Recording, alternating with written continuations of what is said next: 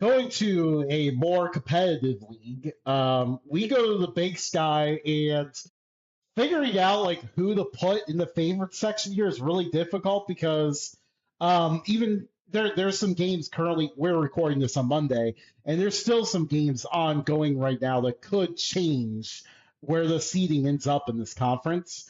I'll go ahead and throw Portland State, Montana State, Eastern Washington, and Montana as maybe your favorites here. Montana mostly because of historical performance in this tournament.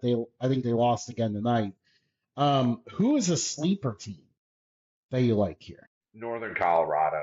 They really came on strong to end conference play here. They had a fantastic non-conference, and it was really unfortunate to see how they started conference play because this was a team like yeah they're gonna win 20 games this year, but this is a team like with the way that they played in the non-conference that could have seen like a 28 win type season if they really continued that clip. They're starting to play better at the right time. I know they just lost to Eastern Washington, but the Big Sky tournament, this is a tournament year in, year out that just, you never know what's going to happen because this league is so competitive that anybody can beat anybody on any given. Yeah, Starch Madness is always just an entertaining show. Like this is one of the hardest tournaments to pick because, like you said, like it is so competitive every single year. You just never know. You never know what's going to happen in this league. Yeah, leaving Northern Colorado out of the favorites actually kind of feels a little bit foolish now because I got Idaho and Eastern Washington on right now. I just saw that Northern Colorado beat Montana by 30 tonight, so they are looking very strong. So it kind of felt like an easy pick there, but I got to go with Northern Colorado as a sleeper as well. Quinn Decker is one of the best players in the conference. And like you said, like this team played very well in the non-conference. Just very weird start to conference play, but they are back to that high level the rest of the way here. Maybe with Idaho being Eastern Washington at the moment, maybe I'll throw the Vandals in there as a team that could potentially maybe upset some teams as well. Now, who's your pick to win this conference? I also want to add that like Tony and Coach who broadcast, uh, they do the Weber State games, but they also do Starch Madness, are arguably my favorite group of broadcasters in the country that most people don't know about. Tony has so much knowledge. He does such a great job, and I've had some really good conversations with him through social media.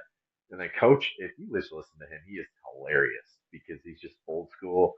And he just throws out some of those old singers that just have you rolling. Like he knows what he's talking about too. It's not just like some old guy just spewing nonsense. Like they are a great pair, and I love it. I love watching this tournament, partially because of them, but also because of the brand of basketball that's played.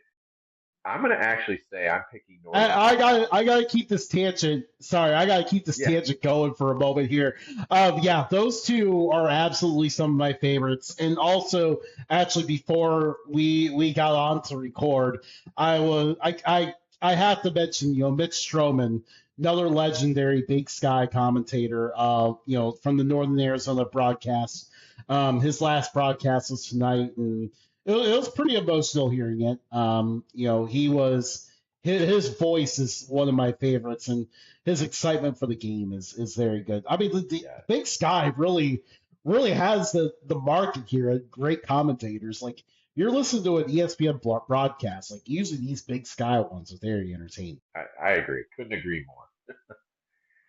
But yeah, I'm gonna go with Northern Colorado to kind of make some noise. You always see in this tournament that like there's some upsets and crazy things that happen.